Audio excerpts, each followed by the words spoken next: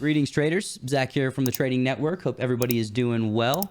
I am back with my first weekly market profile forecast video in quite some time, and I am excited to be discussing some market profile analysis with you guys for the ES and the NQ futures markets. So first and foremost, I'm going to try to keep these videos as short and sweet as possible while packing in my analysis and my view for the coming week. So we are going to start off with NQ, and then we will move on to ES. First and foremost, I think it's important to point out that we are indeed operating above the high from Friday and above multiple highs that are right around this 12,030 area, which is my line in the sand moving forward for the week, I suppose you could say. So my thought process for NQ is if we can move and hold above Friday's high, especially moving into tomorrow's New York session, that it's likely going to open up an opportunity for trades up into this 12,130, 12,170, and ultimately this 12.2K area if we can get some buyers to step in and continue this momentum. Now you can see that if I switch over to the weekly profile here, course, that if we do not move and hold above this 12,060 level, that we do have a big volume composite point of control for the last month. So this is the monthly POC volume wise right here at around 11,800, and you can see that also coincides with the point of control from the weekly profile of July 4th. So my thought essentially for NQ is if we can move and hold above 12K, 12,061 to be precise, because that is the prior weekly high, it's going to open up a move into 12,150 and especially this 12.2K level, because you can see that we have two consecutive weekly highs within 1 point of each other.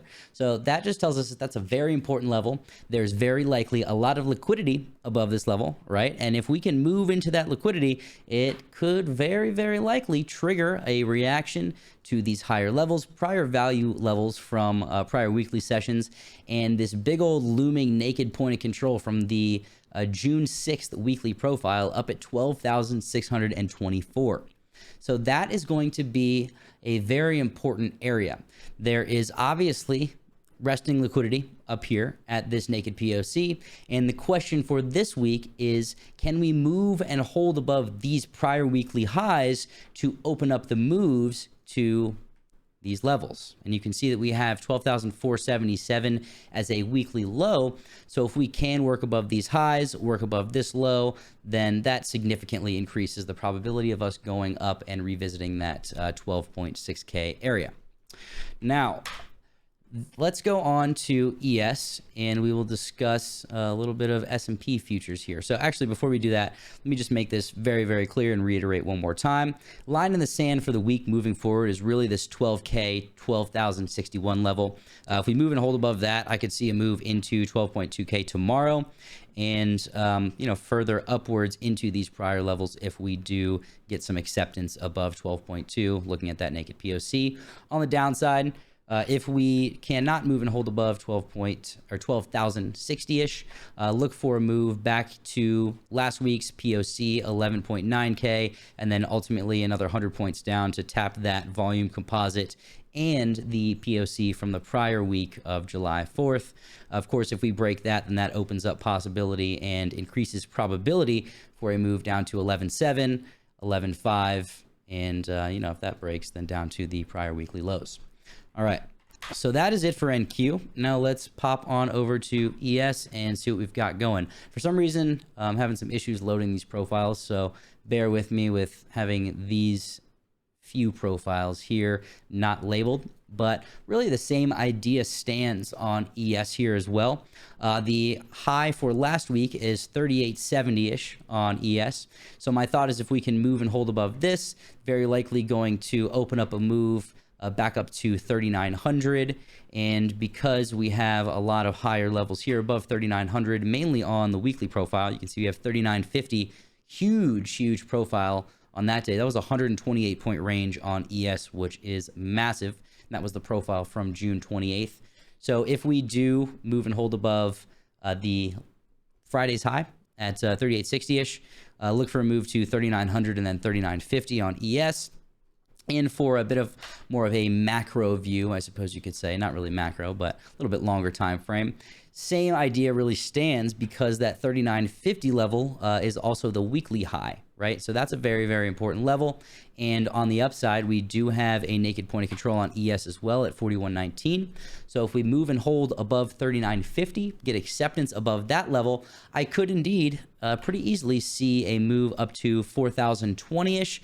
See how price reacts there. Obviously, we've got a little bit of an area here that I think is going to be important because it's the weekly high from May 18th. So a couple months ago. And if we can move above that, that's significantly, once again, increases the probability of us visiting that 4,119 naked point of control. You can see there's good confluence here. POC from the week of May 30th, 41.14. POC from the week of June 6th, 41.19. So again, that's going to be a major level to the upside. And similarly on ES to the downside, we do have the monthly volume point of control, the monthly composite here, and that is right around 38.60.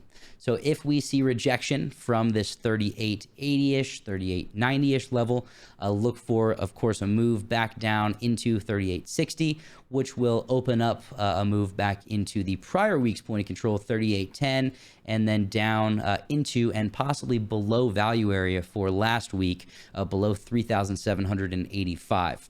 So if we break this to the downside, increases significantly the probability of us visiting 37.44 and 37.23. And you know, this 37.40-ish area is important to the downside as well because we have coinciding weekly lows there. So that is kind of the scoop for both ES and NQ. On ES, once again, this 38.80-ish, 3,900 level is going to be very important. If we see acceptance above that, that opens up, move to 39.50 and our higher profile levels from prior weekly sessions. So stay vigilant in regards to the direction this week. You know, we could get some high volatility beginning the week. We could see, you know, things like price breaking back down here, testing this and then moving above, or even breaking back down here, testing this prior POC and moving above. So, you know, make sure that you're just watching these levels and watching reaction to the levels. Most importantly, you know, there's no real need to have a strong bias one way or the other, of course, because we don't know what the week brings. We just know that we have major levels to look at, and at those major levels, it's likely high probability trade opportunity. And of course, we can use our other indicators to fine tune that trade opportunity. So I'm going to try to keep these videos under 10 minutes. So if you guys have any questions, if you have any comments, please feel free to leave them down below. I am glad to be back in the swing of things recording these forecasts. You guys will see some daily recaps coming up as well as some more videos from the TTN member request series. If you guys want to learn more about the Trading Network and how to join us in the private community, please check out thetradingnetwork.io, where you can find more information about one-on-one mentorships with me, purchasing the access to our Trading Network proprietary indicator package, which includes lifetime access to our Discord. You can also, of course, purchase access to the Discord standalone. You can purchase access to the Fundamentals of Futures Trading course with a package, with the indicators, even on a payment plan to make things a little bit easier on the wallet as well. So I've got a lot of options and a lot of different products for you guys to choose from if you are interested. If you have any questions, of course, drop them in the comments below, shoot me an email, and I will be happy to assist any way that I possibly can. Thank you guys very much for being a part of the Trading Network, and I look forward to seeing you in the next video. Much love.